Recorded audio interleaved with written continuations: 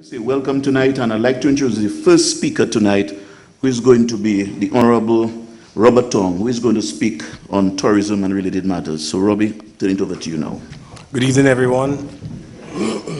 It's a pleasure to be here in the beautiful community of Trafalgar. I'm happy to be here just to give you an update on tourism-related matters, and at the end of all of it, if you have any questions, which I'm sure you will, that I'll be more than happy to answer those questions. So as you know, Dominica is a beautiful country, and what we try to do is to promote our natural beauty of Dominica in terms of our rivers, our lakes, the sea, our natural flowers, our mountains, our whales, our dolphins, so everything that's natural that we have to offer, including our food, because we prepare some lovely foods, and persons nowadays want to come to our country and to truly experience what island life is all about. So they want to be immersed in what we are doing. They don't want to just simply go to a beach and lie down on the beach. They want to be part of the community, and that's why community tourism is also important to the ministry. And we support the Dominica Community Tourism Association with funding, so that they can assist the various communities who want to improve on the facilities that they have, so that persons in their community can benefit from it. We always say that tourism is everybody's business, because tourism impacts on all of us in one way or another. So sometimes not directly, but also indirectly. Tourism provides over $400 million to the economy of Dominica, and that spreads around in many different areas. And it also impacts on the government also, because the government collects over $28 million a year in terms of taxes, and obviously the taxes go back to paying the wages of persons, recurring expenses, and also capital projects when we have certain issues that we need to take care of. Tourism impacts many different sectors in terms of immigration officers, custom officers, port officers, porters such as prim, taxi drivers, hotel receptionists, bartenders, cooks, tour guides, restaurant owners, chefs in the various restaurants, and even down to the shops that are not necessarily affiliated with tourism. They also impact on tourism. Our vendors, our small craft vendors, and our entrepreneurs, all of us play a part in ensuring that tourism, when persons come to Dominica, we give them the best possible experience, and obviously we benefit from it in terms of earning income, and those who work for persons also earn some form of salary from it. In terms of tourism, what we say is that we have 4 pillars in terms of tourism, which is awareness, the marketing, the access, and the experience. Awareness is that many times people say that if you ask someone if you know where Dominica is, and some people will tell you they have no idea where Dominica is. Some may tell you they know where Guadeloupe and Martinique is, and sometimes they still don't know where Dominica is. So part of our role is to ensure that we improve on the awareness of Dominica and for people to learn about Dominica. Unfortunately, sometimes people learn about Dominica for the negative reasons. Obviously, from the Ministry of Tourism, we want to push the positive attributes of our country. We want people to know that Dominica is a beautiful and safe country, whereas some persons are trying to make you feel that it is a riot state, when obviously that is not so at all. So we do a lot of work in terms of making people aware of Dominica, and we do a lot of that by bringing in writers to come to Dominica, bringing in press people to come to Dominica to experience what Dominica has to offer. And lately you'd realize that if you go sometimes on the internet, you see a lot more stories about Dominica, all the different areas in Dominica. So we have a lot more persons seeing about Dominica on the internet and throughout different magazines, and that does not happen just by itself. So we have to find who are the best writers and bring them down to Dominica, pay for them to come to Dominica, work with the hotels to give them room accommodation and stuff like that, so that those persons can write about our beautiful country, so that more people are aware of our country. We also do some of that through film by providing companies the ability to come to Dominica and do certain filming of Dominica. Some of you would have heard of the American Tarzan. Again, that is done through the Ministry of Tourism and provided them with various incentives for them to come so they can film Dominica so that more persons learn about Dominica. So when many of you felt that it was only being filmed, shown in America, all places like England, those same shows are being shown, and again highlighting the beauty and the nature of Dominica. We continue to work with various companies, just that we can't say who they are because these things are, what's the word? These things are confidential until they actually produce the show. And we have a new company working with, but unfortunately because of, the mosquitoes? Zika. Because of the fear of Zika, that company did not come down, but we're still working with them right now to see how we can bring them back to Dominica, again, to have a show which will then promote Dominica. But then once you do all of that awareness, in order for you to get the person to Dominica, you really have to do what I call the marketing aspect. You have to put messages out there for them to say, hey, I have seen Dominica, it's a beautiful country, but we have to put out messages to tell them, well, now that you've seen Dominica, you need to come to Dominica. So that's where the marketing aspect comes in. In the past, in 2014, our marketing budget was $4 million per year. And again, the government, listening to the private sector and also listening to the technocrats in the ministry, realized that we have, if we want more people coming to Dominica, we have to market better. So many of you have businesses and many of you advertise. So it's the same thing that the government of Dominica has to do through the Ministry of Tourism and through the Discover Dominica Authority, is to market the country as much as possible. And obviously, even if you have money, you're not just going to throw that money away. You have to be very targeted as to where you spend your money. So one can take a net and go by the beachfront and they send it. More than likely, you will catch a fish, but guess what? You're going to catch 5 different types of fish. And one of that fish, if you catch that one fish and that fish comes in your net, it might be a blowfish, and you may not want to eat it. So it's very important that when we do our marketing, we try to send our message specifically to people who are in tune with what we have to offer. So many of you who go on the internet nowadays, you go shopping and looking for different items. And then you realize days after, when you're surfing, the same jeans that you're looking for, you see it popping up and you wonder, but how do they know that? You're searching for a drill and then all of a sudden you see the same drill popping up in adverts on the right side or the left side. That is called analytics. So what we are also doing is using that type of technology to make sure that someone who likes the Caribbean, someone who likes nature, someone who likes water, someone who likes whale watching, these are the people that the advert actually shows in front of, so that you're not wasting your money. So today our marketing budget has actually doubled to $8.5 million, which will allow us to do a lot more in terms of attracting persons and trying to get them to want to come to Dominica. So we said awareness, we said marketing, then the next one is access. And access is basically after that person has heard about Dominica, you've given them that lovely advert to tell them, hey, come to Dominica, come to this hotel, come to that hotel, come to this person's house, come to this person's cottage or guest house. The next challenge is getting to Dominica, and sometimes we know that it can be a challenge. We don't have direct flights coming to Dominica right now, so in the past, persons have to overnight, which means it costs more money for them to come to Dominica. So if you have to choose between Dominica and let's say Antigua, more than likely some persons would choose to go to Antigua because obviously it's cheaper. They get to go there the same day. So we've been working with a lot of the airlines to ensure that you can come into Dominica the same day, and we'll continue working with many other airlines to ensure that happens. As you know, after Tropical Storm Erica, the airport was closed for a while, and also Lee had pulled back a lot of flights. So until June 2016, our flights were reduced by about 40%. So it's only after June we had to write to Liet, and the Prime Minister also spoke to the people at Liet and said, hey guys, we're supporting you and you have to support Dominica better. So we got back our full gambit of flights after June 2016, so that we can ensure that we can get the right amount of people coming to Dominica. We also work with Air Antilles, and recently you would have heard of Air Antilles. It's one of the newer airlines in the Caribbean, and also Win Air, that provides service to Dominica, again to ensure that when somebody books, when somebody decides to come to Dominica, they can actually get a flight and come to Dominica at the time that they want to come to Dominica. So access to Dominica is very important, and one can access Dominica through the air, as I just spoke about. You can also access Dominica by the ferry, and again we work closely with the ferry to ensure that the timing is correct. In the past, many persons complained that it took too long for persons to clear immigration and customs.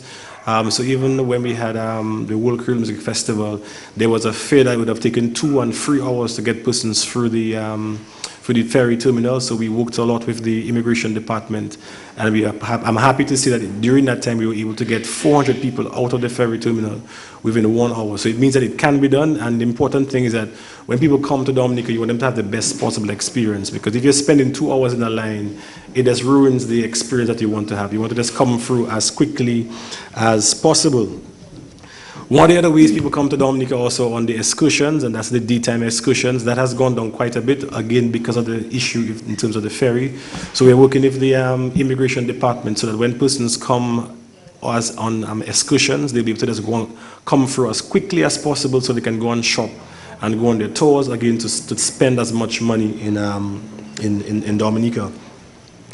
With regards to yachting is also very important to Dominica, because yachties, take for example, if you want to compare cruise, the average person who comes on a cruise vessel spends about 60 US on the land, whereas someone who comes on a cruise on a yacht spends about $150 per person. So obviously you're trying to attract persons who spend as much money as possible. And obviously the persons who spend the most money are the persons who come for stayover. These people will maybe spend about $400 a day. So we at the ministry are targeting as many people as possible, but obviously our focus is going to be on those that spend the most amount of money in the country.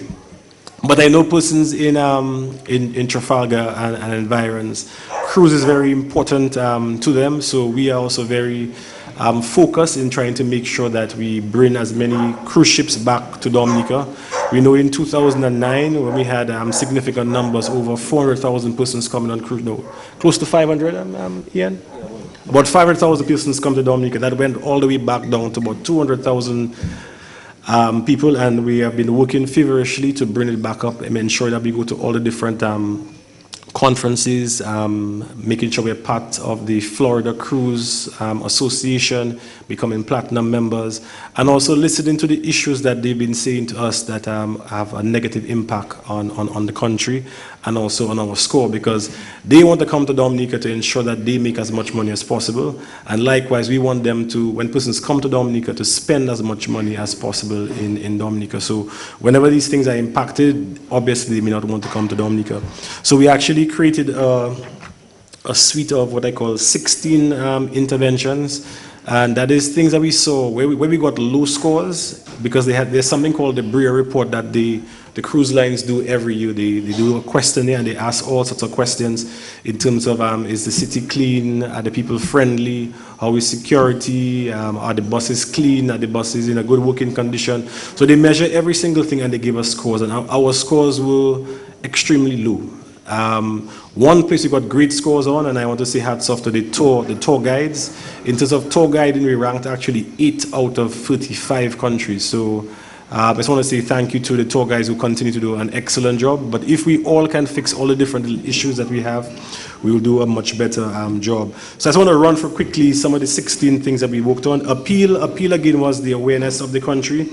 And as I said, we have been doing a lot to work on that. In terms of the welcome, when people come to the country, you want to also welcome them. And in the past, sometimes what we would do, we would just have loud, I don't know, call it loud music, but we have music on the bayfront, or you have the guys playing the drums. But imagine you welcoming someone to your home. Is that how you welcome the person? Do you welcome them by playing loud music, or you tell them, good morning, how are you? Thank you for coming to Dominica. So we've begun changing that. So we have more persons welcoming them in that way. Sometimes we have children from the school with little flags telling them welcome to Dominica, again, just to change the whole atmosphere and to make the persons feel more welcome, because all of these little things they rate us on. In terms of last-minute sales, obviously the cruise ships want to increase their revenue, so we've allowed them to have last-minute sales on the pier, not on the land side, but when they just come off the ship, you will see a little tent. So it allows them to make a last-minute sale so that they increase their sales, because if they feel, when they do their calculations, and think of it this way, think of it almost like a bus route. If you have 5 bus routes to choose from as an owner of a bus, which route are you going to choose? The one you make the least amount of money on, or the one you make the most amount of money on? So obviously you're going to choose the one where you make the most amount of money on. So by allowing them to have last minute sales, it increases their ability to make more revenue. And as we said earlier, one of the best areas that we got great scores on was for the tour guides. So one of the things that we've done, we've trained over 60 new tour guides to ensure that every bus leaving the Bayfront has tour guides on there. But just yesterday, I had a discussion with actually the Tour Guide Association, and what they were saying to me is that a lot of the bus drivers are not allowing them to go on the buses, so we have to speak to the bus drivers again to ensure that every single bus leaving the Bayfront has a tour guide on board. Why? Because it means that, one, more people will be employed, and two, the experience that they get will be a much better one, because whilst they're driving the tour guide, the driver is focusing on the road and making sure the road is safe, because many of these persons who come down here are not used to our roads and our cliffs and stuff like that. So let the driver focus on the road whilst the tour guide is in the bus, explaining to them what is this tree, like what my friend Alfred would say, hey, this is the boabadi tree, it's good for your back, and all these kinds of things like that. Another thing we had an issue with was the tourism regulations. The tourism regulations, we felt the persons in the community and also in the business felt that the regulations weren't as strong as it should be, and we have now gotten that passed in Parliament, and it also has been gazetted. So it means that when persons now are not doing what they're supposed to do and affecting the industry, we can take action and remove them or suspend them from the industry. However, the biggest challenge we have is that nobody wants to report it. Everybody says, you know, that person is doing this, but if you ask them to write it down on a pen and paper so we can take the proper action, it doesn't happen. So it's making it a little bit difficult, but we have to ensure that the service that we provide to our visitors are better than every other country, and anyone who is adversely affecting the ability of us doing that, we really have to speak to the person. If they continue doing it again, we have to maybe suspend them, and if they want to continue affecting the industry, we have to take them out of the system.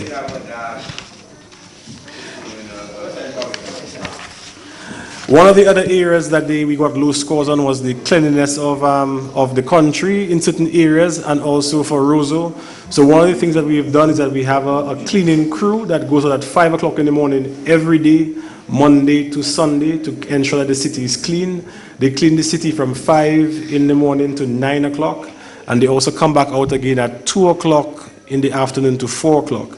But as I say, those guys should really not, the men and ladies really should not be going out twice in a day, because what it means is that even after they clean, people are still just throwing garbage all over the place. And it doesn't just happen in Roseau, it happens all over the place, and especially when you start cutting the grass on the side of the road, you see the amount of styrofoam and plastics and all of that stuff. So we as a people, we have to ensure that we train and teach our kids and ourselves to reduce on throwing garbage indiscriminately all over the place, because it affects not only us as locals in the area, it brings rats, it brings cockroaches, it brings all sorts of stuff. So even mosquitoes, the styrofoam containers keep water. So we have to do all of these things to reduce that, so that we ourselves are also protected. And obviously, if our city and our villages are clean, anyone coming to those areas will be happy to see that. In terms of sites, we continue to do some work to upgrade the sites, and hopefully next year we can do a lot more in terms of doing that. Security was also an issue sometimes in the city, and one of the things that we did, we also hired our own security team to make sure that they go around the city to reduce vagrants from troubling our visitors, and also helping to reduce the chances of persons taking people's chains and wallets and stuff like that. So we have a team of 10 persons who go out every day when the cruise ship is in port to help assist that. Also, we've been working with the police also, and recently we have a much better police presence to ensure that it reduces those issues. In terms of training, we continue to work on training all our tour guides, all the different people, to ensure that we give the best possible service. But again, we can train persons, but people have to ensure that what they learn, they put them into practice. So again, we continue to work closely at that. Just to give you a rough idea, in 2015, 2016, we had about 170 ships, and we got 276 passengers. In 2016, which is 27, which is now, we expect about 176 ships. It's not much more ships, but what's happening now, the ships are getting a lot bigger than what you saw before. So we're expecting 310,000 people this year, which is about a 10% increase compared to last year. And based on the projections that I've seen, the bookings, so what happens, the cruise ships book in advance. So all now they've already started booking in advance for the 2017-2018 season. And based on the numbers that I've seen, you're looking at maybe about a 25% increase, again, because of all the things that we're doing to ensure that we can attract the ships to come back to Dominica. And in 2018, as I was saying to some of the persons, it takes 2 years to have a proper schedule. And in 2018, 2019, we're expecting the return of our what do you call it, our summer ships, which again will allow persons to earn revenue throughout the year as opposed to just a short part of the year. So I'm sure many of you will be happy to hear that. But again, if we don't fix all the little issues that we have, eventually the ships will not come back. We have to make sure that the ships are making money. We want to make sure that you make money. And also, very importantly, the persons who come to Dominica have to have a great experience. In terms of experience, again, as I said, we talked about the standards in terms of improving the laws so that we can take action. But again, I think the important part is the enforcement and making sure that when persons are not doing what they're supposed to be doing, we can take action. But obviously, you want to talk to them first. You want to give everybody a chance. You don't just want to drop down the hammer until you're out of the system. You want to write them and say, hey, you've been doing this, stop doing this. You've been troubling customers. You've been using bad language or foul language to the guests, or even to your fellow stakeholders. That we cannot do because everybody's looking at us. Everybody has a camera nowadays, and before you do anything, everybody's recording it and putting it out there. And all of these stories give us a negative story. And as you know, if somebody does something good for you, you may tell 1 or 2 people. And if somebody does something bad to you, you may tell 10 people. So obviously the negative stories travel a lot more. So we have to do our best to ensure that we give the best possible service at all times. The government of Dominica also is committed to improving our hotels. So as you know, the government of Dominica has provided $15 million for hotels and restaurants to upgrade their facilities, because we also have the new hotels being built, which are all going to be 4-star and 5-star hotels, again, to improve the level of our service. But we're not forgetting our local hotels and restaurants. So there's $15 million available at the aid bank, and many of them said before it was hard to get money from the banks. The interest rates at the banks were too high, the terms were too onerous. So the government of Dominica listened to the persons in the hotel sector and is providing loans through the aid bank at 3% interest. I mean, I don't know where else you can get 3% interest. And very importantly, persons will have a year grace period before they start paying back the loan. So imagine you have a hotel, you can start doing your repairs, you can start doing your marketing, and only after 12 months you begin paying back that money. Again, all done to ensure that persons are successful. The same thing has been done to the agricultural sector, because when a person comes to Dominica, they must eat. And they must eat a couple of times. So they have to have breakfast, lunch, and dinner. So there's also a facility of $10 million to the farmers, again, to allow them to improve on their farms, to improve on poultry, to improve on pork production, so that they too can supply us as locals, and they can also supply the hotels when all of these hotels come back on board.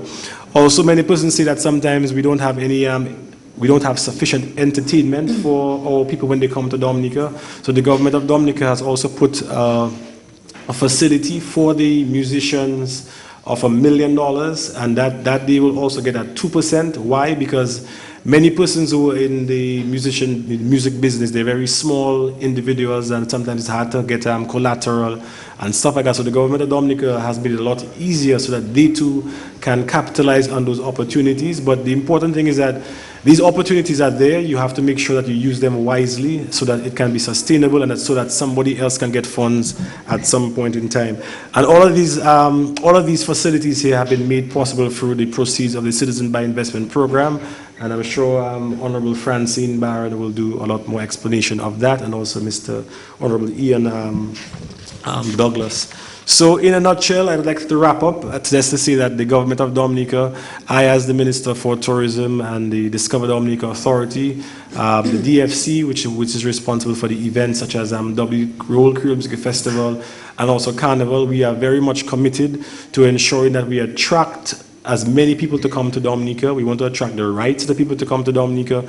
We want to attract persons who have more spending ability to come to Dominica, so that when you in turn can capitalize on it, but at the same time we must provide them with the best possible service so that they're excited, that they're happy. Because if you have a buoy face, somebody doesn't want to spend, but when you're nice and pleasant and you're giving great service, more than likely they will spend. So we're committed to supporting you. We're committed to supporting tourism for the benefit of everyone and the country. Thank you very much. Now, to move right along, we're going to invite our very own as well to Honorable Francine Barron, the Minister for Foreign Affairs and Caricom Affairs, and she will speak with us now on the CBI and related matters. Citizenship of Dominica can be acquired in different ways. For most of us, we acquire citizenship of Dominica when we are born in Dominica. Other people get citizenship of Dominica through their parents by descent. And others come to Dominica, reside there for a period of time, and then they become eligible to apply for citizenship. Under the Citizenship by Investment program, the persons who receive citizenship under the program do not reside in Dominica, but they make a contribution to the economy of Dominica, and that entitles them to citizenship. Now, there are two different ways in which they would become entitled to citizenship under the program. One is by making a direct cash investment to the country, and the other way is by investing in a project. Now, you would have known or heard about the different real estate projects that have been approved under the program so far. And Minister Tonge would have just indicated to you that these projects, which are primarily hotel projects, are to build 4 to 5 star quality hotels in Dominica. Now, if we want to improve our tourism industry, then we have to have the rooms for the visitors to be able to be housed in when they come to Dominica. And I think all of us would want to see a greater amount of people come to Dominica to see what Dominica has to offer. And one of the problems that we've had is not having sufficient hotel-ready rooms or visitor-ready rooms to occupy or to provide housing for our visitors. We, therefore, under the Citizenship by Investment program, the opportunity is there for these hotels to be built and to provide employment, not only in the construction aspect of things, but once the hotels are built, we will have people employed in the hotel, in management, in housekeeping, in landscaping. We will have fishermen employed providing food. We will have the farmers themselves will be providing supplies to the hotels, and many other industries can develop to provide services to those hotels. So this is a significant way to improve and to provide jobs for people in Dominica. Now, you may wonder how this whole process works. And a person who's interested in obtaining citizenship of the Commonwealth of Dominica has to provide information on themselves.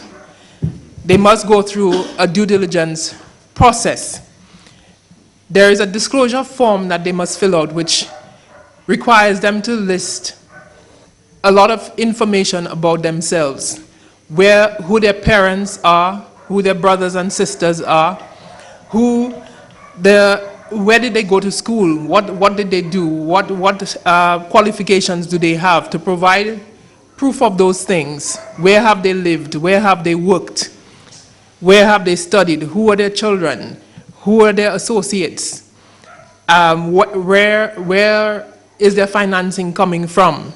It's a detailed form that they must fill out and provide documentation in support so that you know who it is that you are dealing with.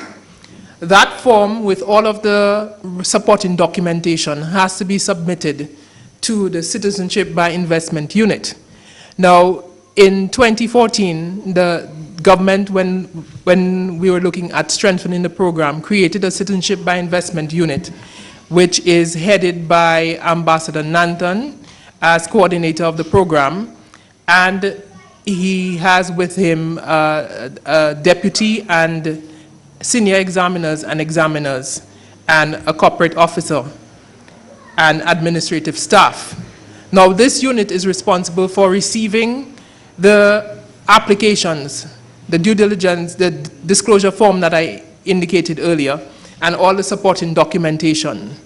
When that is submitted to the unit, it is then sent to due diligence agencies to carry out a due diligence check on that individual, because the person would have submitted information about themselves, and it's necessary to conduct a check to see whether the information that has been supplied is correct, to see whether there are any criminal cases pending against the person, whether they've been convicted of any criminal offense, whether they have been listed in if there's any negative information about them. And so these due diligence firms, which are very reputable firms that have been recommended, some of them have been recommended to us by friendly governments, others that we have done proper inquiry.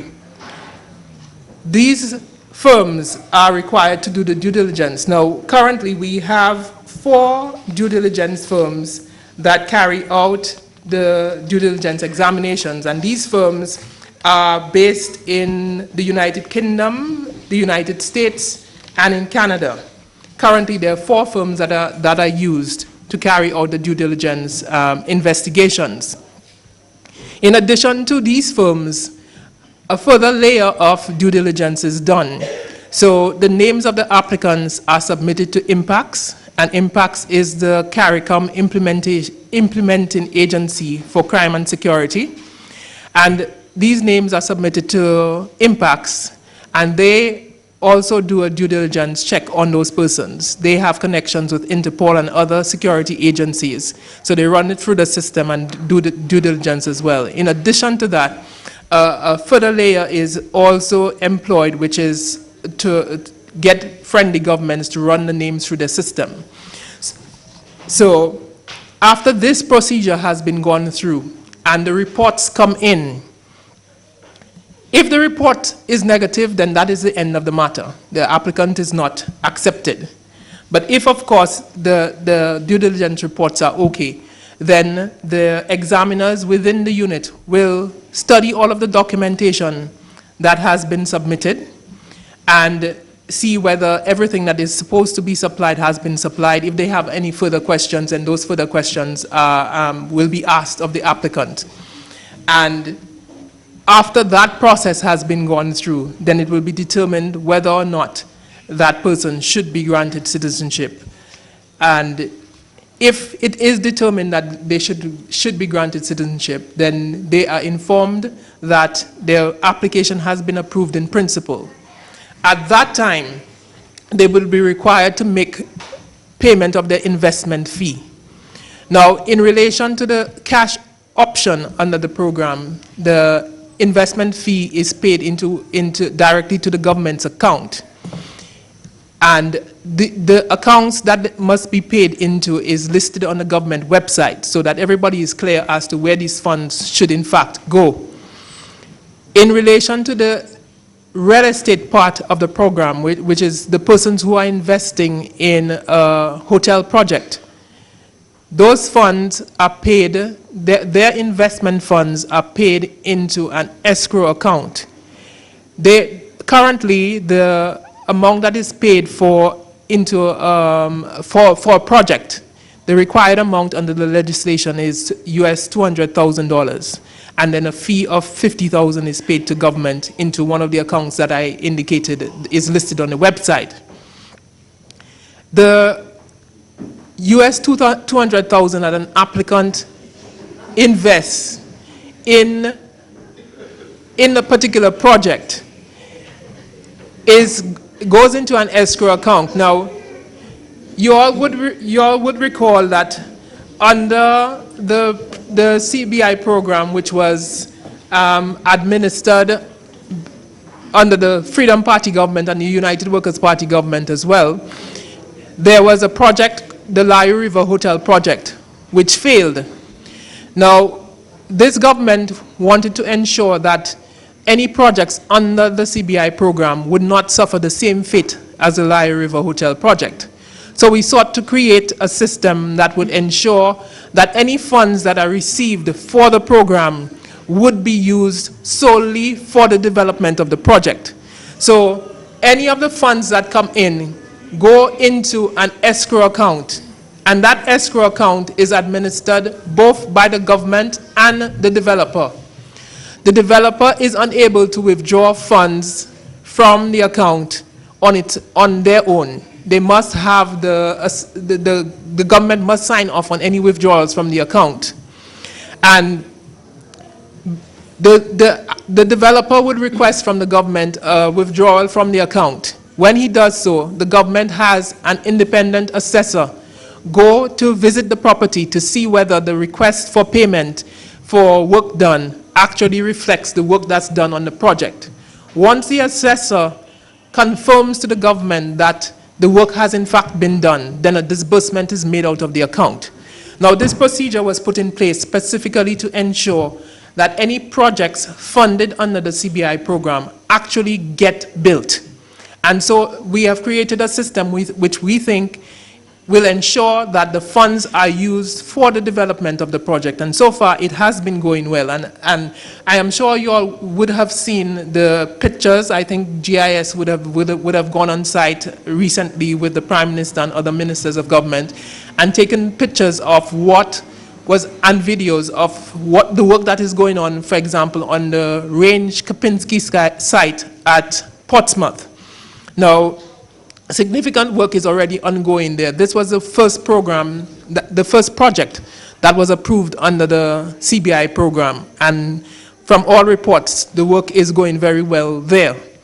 And so we hope that maybe within the next 2 to 3 years, we will have a 5-star quality Kapinski hotel in Dominica. And of course, that will have resultant benefits for all of us in Dominica. Now, I just want to say something in relation to the finances. Now, there's a lot of rumors of how CBI funds are being handled, whether they're being properly accounted for or not. And I just wanted to indicate to you that when the investment is made by an applicant under the CBI program, it has to go into a government account. That account is administered by the public officers in the Ministry of Finance. Now, and in relation to the escrow account, as I explained, that account is administered by the Ministry of Finance together with the developer. And each and every disbursement has to be properly accounted for and is subject to audit by the Director of Audit. Now, the Prime Minister in his last budget address gave a detailed breakdown of what came into the CBI account, what those funds were used for, what the balances were on those accounts. And I would encourage you to look at the last budget address. I believe from pages 35 to 39, there's a detailed statement there by the Prime Minister as to what the CBI funds were used for, what came into the account, what was the balance in the account, and you would also have heard him speak about a special number that has been given in the estimates for projects funded under the Citizenship by Investment program. And so there is a clear account given for everything that has come in from the Citizenship by Investment program. The Honorable Tonge spoke to some of the projects that have been financed by the Citizenship by Investment program. And I think it's important for us to take ownership of the program, because each one of us here are benefiting from the CBI program. We may not know it, but we are all benefiting. The people of the Roseau Valley would have would know what happened to the Cabanis Road over the last few months. That was in December. We saw how the road slipped in Cabanis and road access was cut off for a while. The government was able to react very quickly and begin work almost immediately on that road and reopen up the access to that road. And it was able to do so because it had the CBI funds to do so.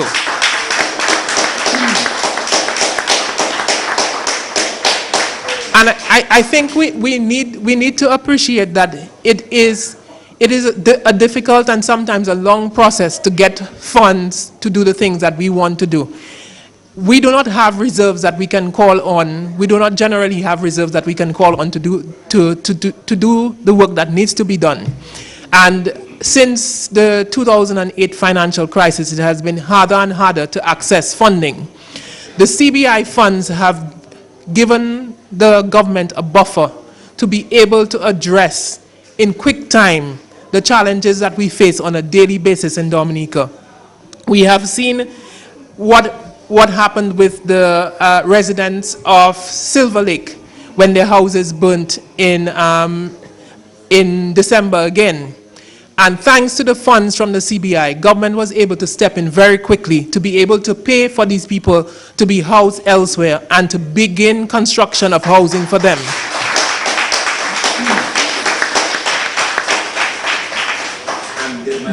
This is what the CBI has been doing for us.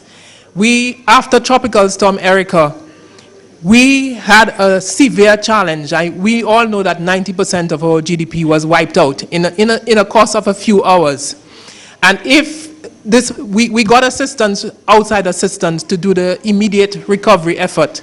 But without the funds from the CBI, it would have taken us a lot longer to address so many of the challenges that Tropical Storm Erica had brought up to us.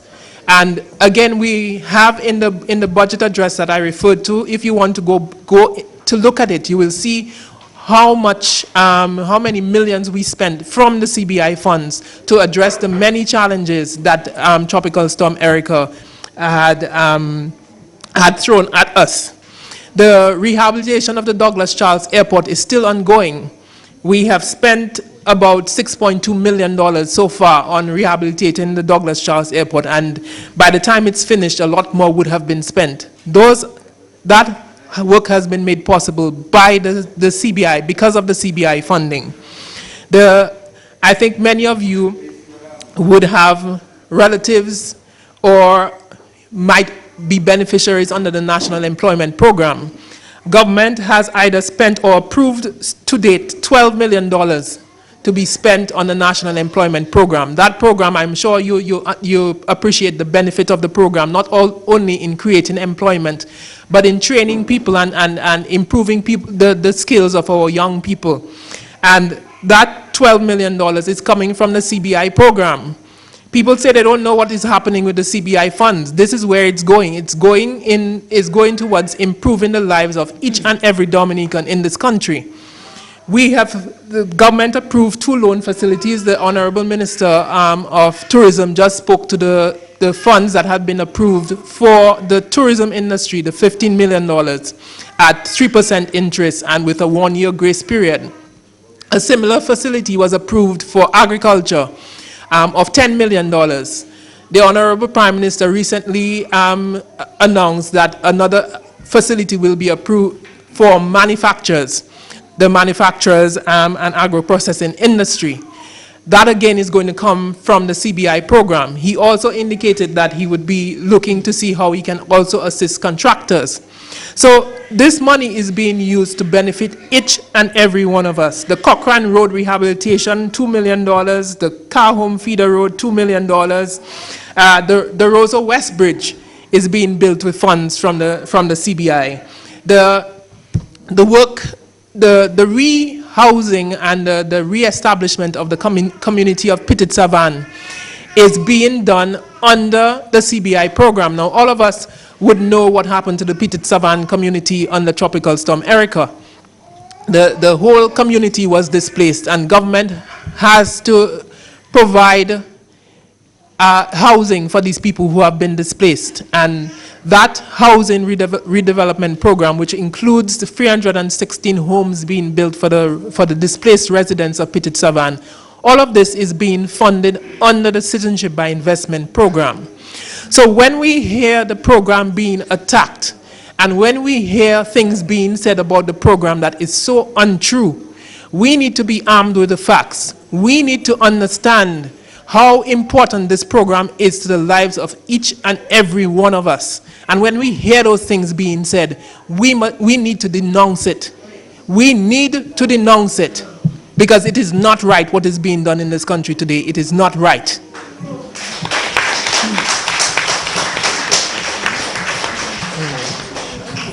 I mean, if one of the lies that is being perpetrated, that the government is going to get all of these new citizens to come and vote in elections so that they can win. I mean, how silly is that? Each one of us who are registered voters in Dominica, we know that you are required to reside in a constituency for a particular period of time before you are eligible to vote. And I will tell you what the law says. Section 5(1)(d) of the Registration of Electors Act says a person must reside for a continuous period of 3 months in a particular constituency immediately preceding the date of registration. Now, all of us who have registered to vote knows that when we go to register, we have to bring people from the community to swear saying that we have been residing in the community for a continuous period of 3 months.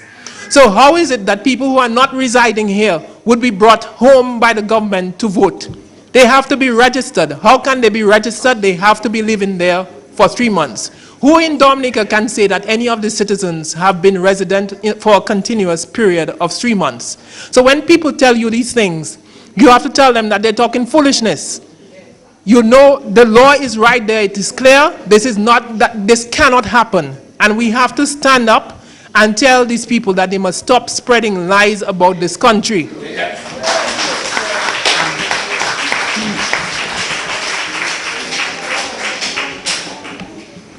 I think we must realize that all of us are going to be affected if Dominica's economy fails.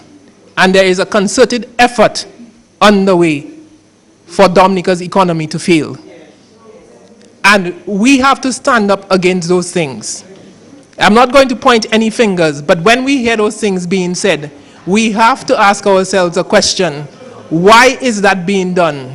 Why is it that we want to go out there and tell the world that Dominica is bad? Why is it that we want to go and spread all these lies about our country? And are we patriotic Dominicans when we do those things? Because it will affect each and every one of us. If we want to make people afraid of coming to this country, it's going to affect our tourism. The people in the valley depend on tourism for their survival.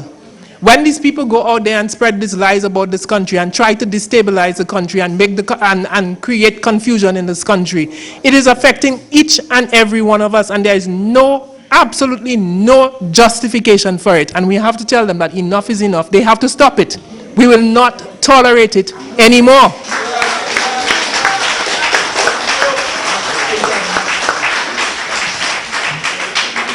So I really want to say to you all, arm yourselves with the facts. Your ministers of government are there to give you the facts so that you can go out there and refute the lies that are being said. And I just want to encourage you all to continue to speak out in defense of your country, in support of your country. And if you hear this thing being said, if you can't say something nice, say nothing, they must stop saying things bad about this country. Thank you. I want to start off from where she left off to make a statement to say, with no fear of contradiction, that had it not been for the success of the Citizenship by Investment program, the government of Dominica would not be able to be so successful with the National Employment Program and the Geothermal Development Program. Because one thing we must understand is the world is a very big place, and investors have a million options to invest their monies. And if they choose Dominica, we should be grateful for that. And we are partners in development with them. After all, we have Haitians and Spanish people. I don't have nothing against them. In fact, I'm quite fond of the Spanish people, but I have nothing against them. But they come here and in a shake they get married and they get their citizenship. So why should we have a problem with persons coming here and interested in investing hundreds of thousands, 200,000 US dollars? Why should they not be entitled to become citizens of the Commonwealth of Dominica? Think about it that way. You know, and I mean, a lot of the other programs that my colleagues touched on, the eradication of pit latrines, that program is only made possible because of the Citizenship by Investment program. Imagine, long before the United Nations ever decided to launch their global war or their global fight for the eradication of pit latrines, Honorable Roseau and this government had taken the decision to eradicate pit latrines. Imagine you have a 70, 80-year-old elderly person with walking stick in the middle of the night, rain falling, and they have to go outside in a truck to go and use their latrine, penis and cockroach and all kind of thing biting them. And the government comes about and does a washroom facility for that person so that they can live out their twilight years in pride and dignity because of the Citizenship by Investment program. I mean, who could be against that? Magwisa. You know, and these are the things we're talking about. We're speaking about people in that age group too, over 70, who have worked hard. People you know in your community, some of them drive truck from Trafalgar to go down to Roseau and back every day, taking school children, taking people back and forth, even when the roads were not as good as they are. Some people cut the roads with pickaxe and using macadam. People who had bakeries, baking bread for us in those oven, stone oven bakeries, working hard on going on the sea every day to bring back the fish that we eat in all walks of life, our farmers. And because they probably didn't work for the government or they didn't pay social security, at their age when they could no longer fend for themselves because they do not have the strength, the government, because of the Citizenship by Investment program, is putting in the hands of these people a $300 a month so that they can take care of their groceries. They can pay a little mapping. You know what I mean? I mean, how can anybody be against that? And they are right. They have said they have changed their slang now. They are back tumbled. And they said now that they are not against the Citizenship by Investment program because they recognize that they put in their foot in their mouth. When we educate the people and tell you about the benefits, the direct, tangible benefits, and my colleagues spoke about the benefits tonight, then they're changing their tongue. They're saying now, all they're against is the diplomatic passports. But Dominica is a small country, and we have to be innovative and creative about bringing about development to this country. And the Economic Citizenship Program, now it is called the Citizenship by Investment Program. But essentially it is economic citizenship, that program that's on. And that is a program that was started way back in 1983 when it was realized and recognized that bananas were going out because we couldn't compete with the larger Latin American countries, and bananas lost its favorability and price, and preferential price on the British market. Honorable Prime Minister Eugenia Charles in 1983 came up with the Economic Citizenship Program, and like my colleague told you, the first project under that program was the Layo River project. So this is not a new project. This is not something that Roosevelt Skerrit came up with. It has always been there. And it was the same United Workers' Party when they were in opposition at the time who went down to Layo on the Layo Bridge and was saying, Ching Chong, go home, when we were trying to build, when Freedom Party was trying to build the Layo River Hotel. And they were against the program when they were in opposition. When they came to power and they recognized now that the heat in the kitchen and they're feeling it and they had this country to run, they changed their minds about eradicating the program and they changed the name of the program and they called it the Re-Engineered Citizenship Program. But essentially, it was the same thing. In fact, Before they came to power, every applicant under the program had to come to Dominica physically and appear in person before a panel to be interviewed. Edison James said, don't worry about that, take that out. No need for you to come to Dominica. We'll come to meet you wherever you are in the world. So they took off the requirement for those applicants to come to Dominica. That's some of the things that they did. When they were in power, you remember a lady by the name of Grace Tonge. Grace Tonge had the economic citizenship checkbook walking around in her back pocket together with Edison James, who was not even the Attorney General at the time, or the Minister of Finance for that matter. He was the one who was signing on those accounts also. And so it is when we came to power that Honorable Roseau Skerrit put stringent measures in place. So right now, only public officers can sign the account to get, like my colleague told you, public officers like the financial secretary, the budget controller, the director of audit. These are the public servants, the manager of the unit, the CIP unit. These are the people on the direction of the Prime Minister, of course, but the Prime Minister cannot sign on the accounts.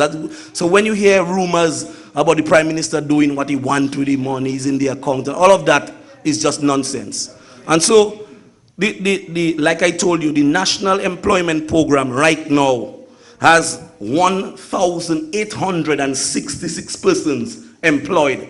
People who otherwise would have been at their homes looking for a job can get up in the morning, wash their face, brush their teeth, comb their hair, iron their clothes, and go to a job with pride and dignity. And I'm here to tell you tonight that that program will continue as long as Roosevelt Skerrit continues to be the Prime Minister of Dominica. This is not no fly-by-night program. It is here to stay. And we've told you that that program, on average, spends about $12 million right now. In fact, even people with their businesses, the private sector, are benefiting because of the CIP funds being used on the National Employment Program, because we have about 250 interns right now in private sector jobs, working with different places like Domlec, the National Bank, businesses. And those businesses would have had to find the monies otherwise to employ these people. For the matter, some of them would have been closed because they cannot generate the revenue to pay additional salaries which they need. And the government has taken up the responsibility to do that. You yourself, I mean, driving up here into the valley, I am amazed how clean and nice and beautiful the valley looks. If I am a Dominican who has always been coming here, is so impressed, imagine what the visitors are thinking. And this area is probably the most visited of all communities in Dominica by our tourist visitors. And why do I make that point? I make that point because we have under the National Employment Program our community employment, our cleanup and beautification. And I can tell you, Dr. Mark, I don't know who is doing it in the valley, but tell your people in the valley that they are doing a great job and I'm proud of them. Keep it up. We have our persons in the schools. I mean, right now, the Ministry of Education is boasting about the excellence in performance at the common entrance, at the national assessment. And that is being helped by the National Employment Program because we have what is called education mentors that we put in the primary schools to help the primary school students with their extra lessons and those who are a little slower than average to help them to come up to scratch. So by the time they get to grade 6 to tackle the former common entrance it was called, but now I think it's called the national assessment, they are getting raving reviews because the mentors in the education system continue to do a brilliant job. Even we have another program in the Ministry of Trade, not under the National Employment Program, but it is also targeted at empowering our people. And this is one of the principles upon which this government stands, empowerment of our people. Every single person in Dominica will be given an equal opportunity and all of the tools they need for them to succeed. So what we have a program called the apprenticeship program, where we actually giving people a skill, because while we have the National Employment Program, but we realize that some people are unemployable because they're not skilled. So we developed a next program now where we actually training you to be able to get a job. And some of you all know of the more popular one, like the hospitality, in the hospitality sector. We have trained hundreds of young people all over Dominica, so that when these hotels are finished and completed, the Kapinski Hotel in Portsmouth that Honorable Baron spoke about, the Moroccan Hotel will be completed. We have a Silver Beach Hotel coming again in Portsmouth. Then in Salisbury, we have the Hilton Hotel to be built there. Mr. Sam Raphael is going to rebuild Jungle Bay in Soufriere. He started already? Right. Look, my colleague has told me that he has actually started the project. And the only reason why, when was Erica? What, a year and 6 months ago? Or thereabout? Yes. Look at that. In such short a space of time, Mr. Sam Raphael has been able to rebuild Jungle Bay in Soufriere because of the citizenship by investment program. That is where the hard reality of the situation. So we're training the persons in hospitality as bartenders, as chefs, as cooks, as front desk managers, you name it, any aspect of the hotel, they will be able to find employment, because under the apprenticeship program, we are training them to be able to take up those positions.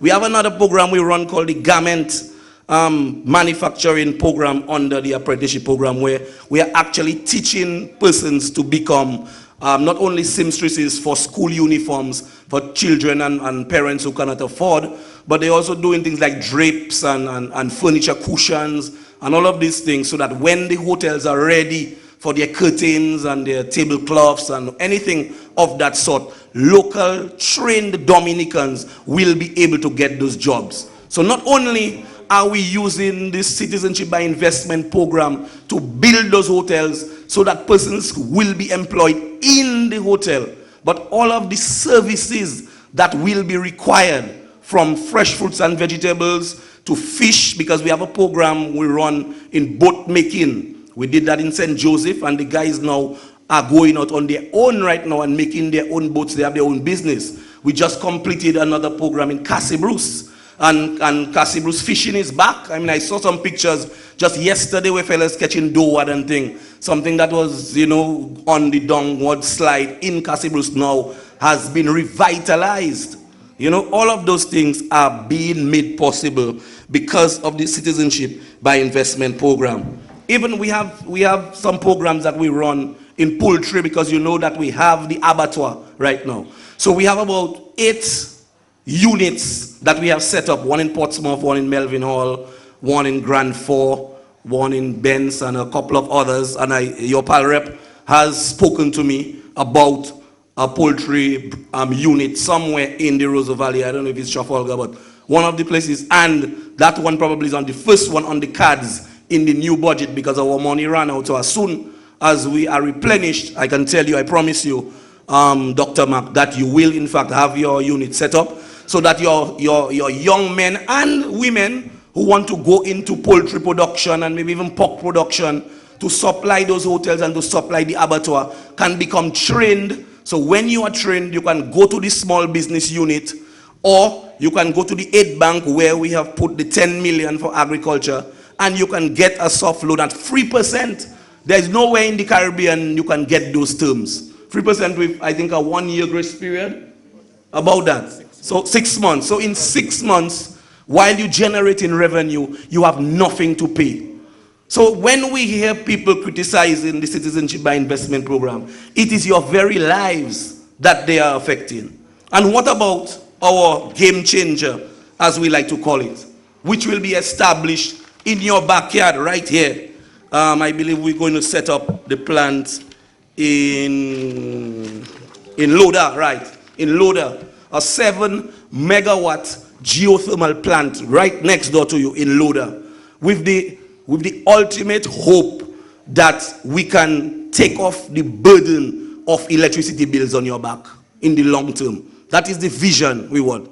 We want to be truly known as the sustainable island of the world, where persons from around the world can look at Dominica as the great example of sustainable development. And if we have geothermal, we will be not only saving millions that we use to invest to buy diesel for Domlec on a yearly basis, an annual basis, but we also have the potential further down the road. After the completion of this small plant, we want to start investigating the possibility of exporting that energy to Martinique and Guadeloupe. And so far, the government have spent about $50 million already on the development of geothermal, because you know that the wells have been drilled. You know that we have the wellhead, and look, we have our friend here who is in charge of taking care of the facilities that we have established. So right now, we're looking at other things right now. We have tremendous support from the government of New Zealand through a company called Jacobs, and they will be on the ground in the next couple of weeks, because what we're looking at right now is the plants and the wells have to be connected, so that when we pump the steam from the wells, we transport it to the plant. So very much like the Domlec hydro pipeline that runs through some of the communities of the Roseau Valley, we have to do a pipeline so that the steam can be pumped from the well and transported onto the plant. So we have to do some designs, and we are so well respected around the world, and that is what blows my mind, that you have some critics here in Dominica who doesn't understand the respect that Honorable Roosevelt Skerrit and this government commands, not only regionally but internationally. We have great international organizations like the World Bank, who is partnering with us, who have pledged monies. The United Kingdom through DFID, is working with us. We have agencies that are attached to the United Nations like SIDS-DOC working with us. And like I said, New Zealand, even the government of Dominica itself, we ourselves, your money have gone into that program, and the Prime Minister has pledged another $15 million so we can start doing things like the roads and the infrastructural works that have to be done. And all of that money is only made possible because of the Citizenship by Investment program. So when we use that Citizenship by Investment funds and we invest it into something like geothermal, and geothermal energy like a river, like river water just flowing. You in the Roseau Valley, you can identify with that because you see the steam coming from the ground every day. So it's like piping the steam and using that steam to power generators called turbines, which creates electricity. So there is a point in time where it's possible that our electricity could even become free of charge. So when you jeopardize the Citizenship by Investment program, and today, tomorrow, President Donald Trump decide that no more citizenship for Dominica, scrap that program, it is our very lives that will be affected if that program is destroyed. So we well on our way to creating a better Dominica, creating the new Dominica that we promised you. A Dominica where you don't have to think about migrating to America, to England, or to Martinique and Guadeloupe. You can stay home. You can live your lives in comfort. You can feed your families. You can pay for your homes, and you can raise your children in dignity. I mean, look at the hospital that the Chinese government is helping us with, to the point where when that hospital is completed, all of the things that we have to go to places like Martinique and Guadeloupe and Trinidad for the treatment of cancer and stuff that we have to go to Guyana and pay endless money for, we will be able to stay home right here and be able to get first-class global medical treatment right in our own country in Dominica. These are the kind that's the kind of vision that this government have. These are the kind of aspirations that we have for you and for your children. But it can only be achieved if each and every one of us understand where we are able to generate the revenues from and what we are doing with it, and how it impacts positively on your life, and how the loss of that program can actually unravel all of our development plans in the short to medium term. So once again, I thank you very much for having me here, and I am so far we're having a fruitful discussion. Thank you. What I enjoyed the most was what I saw last season, and we heard the Minister of Trade, Employment and Energy speak. When he was driving up here, when he spoke, he mentioned when he was driving up here tonight, he saw sort of a transformed Trafalgar. And yes, we're seeing a transformed Trafalgar in terms of coming into Trafalgar, and we'll do more for Trafalgar. But that is because, Minister, that what we have done, we have the cruise season, and most of our vendors are involved in, vending and whatnot. They're involved in vending. So they're busy during the cruise season. But what we have done, I've always spoken about what you call a sort of a part-time, or if you want, during a low season, there's something else we can do. So what we have done, we have employed them under your program, the National Employment Program. And I must say thank you, that's the Minister who's helping me a lot. Thank you very much for it. Because, Minister, you're going to help me this year again, and that's just now. So I thank you very much. However, the vendors were the ones on the road cleaning and planting the flowers, and they got a lovely period of rain. So all the plants they've cut, and you can see that the red and the yellow radiating through the Roseau Valley. Very nice, very, very nice. And this season coming up, as soon as the cruise season is over, I want to say to the vendors here, you'll be engaged again under a similar program, but to push the program much further than that. So this has done well for us. Well for us. Now, also to the, of course, there are other aspects of the NEP in the Roseau Valley in terms of the Yes We Care, and some of our folks who get sick sometimes, and we're infirmed. At least we're taking care of our own, because you see, it's a mix of different things, whereby we have people from Trafalgar itself, or from, when I say Trafalgar, we're here tonight. People from Trafalgar, Shufford, and Fokani, that's the Hamlet area for tonight here. But of course, we have our friends from Watmibn and Lowdivers, because we move in there next. But what I want to say is, we are taking care of our own. And I want to say something to you. We spoke about the new National Hospital just a while ago. One of my colleagues here mentioned it. And I want to say something to you. It's so sad. I visited the hospital today, and I saw, to see Kurt. And Kurt is struggling. He's struggling. We're trying to get him into the ICU. He's really struggling. But I want to say to you all the importance of having a hospital and the importance of an ICU. This is this government that introduced the ICU into Dominica. Without an ICU, people will die. They will die. So we have an ICU, and at least you can go in there and we can try some rapid response type programs to try to get you to survive. This government is a government who introduced it with the help of the commander-in-chief who just died recently there, Fidel Castro. And the Cuban doctors have helped us a lot. My father passed into the ICU. Daddy was terminally ill, but he passed there for some time. So I know that area very well. But I just want to say to you tonight, make sure we have our prayers together to help to pray for Kurt, because he's struggling a little bit. He's struggling. I saw him this morning, he's struggling. I'll mention that here just so we can pray for him, to be honest with you. Now, the state-of-the-art hospital is being built by our Chinese friends. And I want you to understand the context within which I'm going to come in here right now. In their negative publicity, they started trying to put the US against China using Dominica. And they spoke about we are a rogue government, we're dealing with China. China has the largest embassy in Dominica, and we're dealing with Venezuela, we're dealing with Cuba, and we are dealing with Iran. They try to bring in the Iran nonsense on Friday. Nonsense. But our government, we are very bold. And nobody in the world is going to tell us who to talk with. Because the Chinese government, the Chinese people, they're the ones giving us the hospital right now. And it's for us here. When we get sick, and all of us one day in life, we will get sick. But we need the facility for it. And this government, we're going to build a state-of-the-art hospital for you, our people, whereby we can take care of it. I'm fed up with sending our people to Martinique, Guadeloupe, Barbados, because we don't have the facility for it. So we have to understand that when these fellas come and they try to put President Trump against China using Dominica, we have to be careful with that. That's all they're trying to know. A few days last week now, we heard President Trump come out and say he respects the one China policy. So they lost that battle. They lost that battle completely. But you must understand this stance. President Trump is a new president.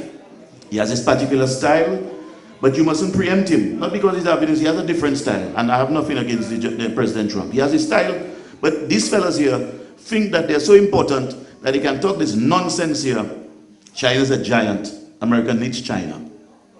And who is Dominica? And who is somebody small in Dominica to go and talk about the Chinese and think Trump will listen to you? The Americans have their intelligence. They know everything. If they want to do anything, they know what's going on. So let's take this nonsense and put aside. Let us understand the context of the importance of the hospital, and let us protect our Chinese friends. They have been helping us a lot. Okay, and don't let these fellas come and try to fool you all. You'll have to know for yourselves. All right?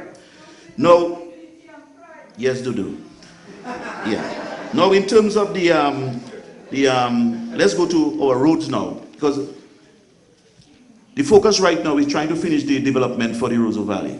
I'm speaking about all aspects of the Roseau Valley, but I'm speaking about Trafalgar, Shefford, and Focani tonight.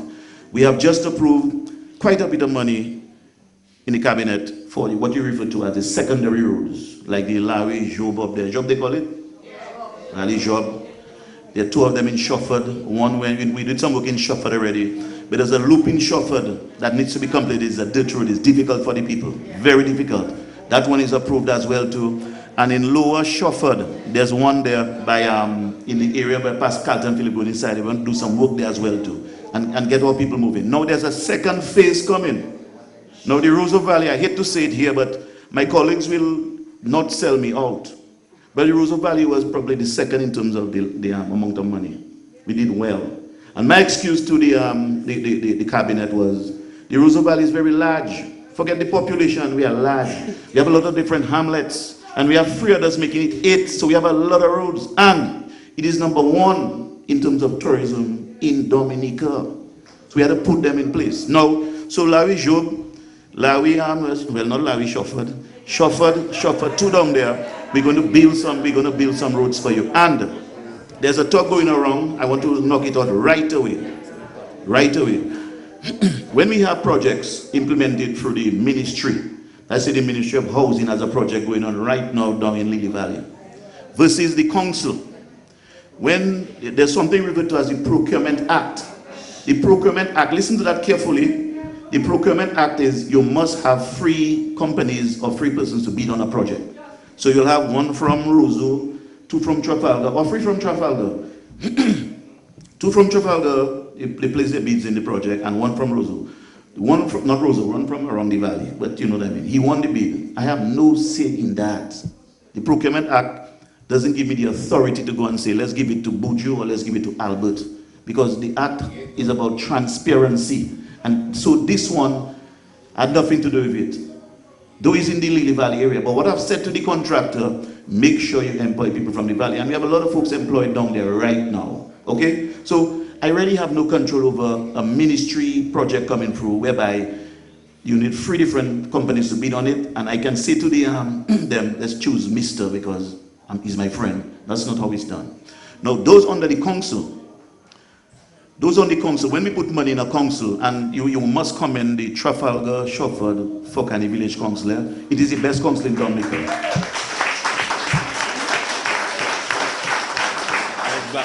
It is the best council in Dominica, I'll be honest. No, I mean, I'm not going to hide to say it. You know why? It's a council that's working with government.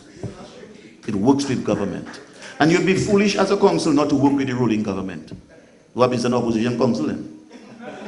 That doesn't exist. But who want to carry that to penalize their own people in the area is sad. But Trafalgar Village Council is one of the councils that realizes the importance of central government, and they're working with us. That means we can partner with them to deliver projects for you. And we have placed money in the council. We'll talk about the community center because we're moving fast with it now.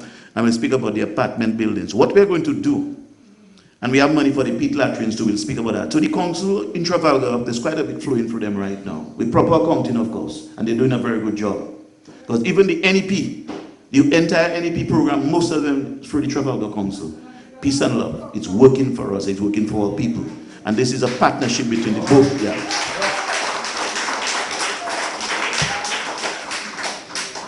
The Prime Minister spoke with me last week, soon after we had the groundbreaking ceremony for the Silver Lake folks who with the housing perished after the fire. And of course, you know, it was in those days they were built under the Freedom Government from the people from Tonge down there. We put them up there because after Hurricane David, they were in a mess. During that time, That's good enough housing because the people had nowhere to stay. The fire came there, it ravaged the people down there, burned down their homes, and within quick time, we started the apartment, they were started here. The Prime Minister said to me last week, before he left, if I'd like one like that, I said, well, of course, Prime Minister. So yesterday I went to Lily Valley, and I've looked at a spot there in the land that we have acquired there, and we're going to build a 10 to 12 apartment complex there where we can house all people. And lastly, before I leave the mic here tonight, I want to pledge two main things to Trafalgar, Shawford, Fokani. We're going to deposit another $200,000 into the Trafalgar Council for small business and related matters, including the social health programs.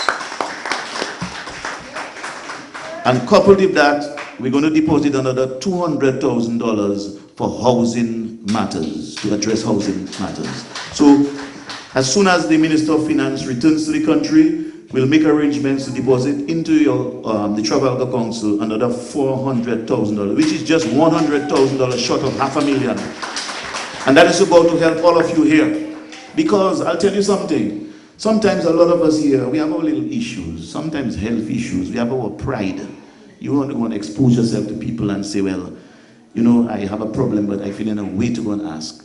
But I want to say to you, we are all in this thing together. And let us put our heads together. And any one of us here who has a problem, let us talk to each other and let's work with your government to find the resources to help you.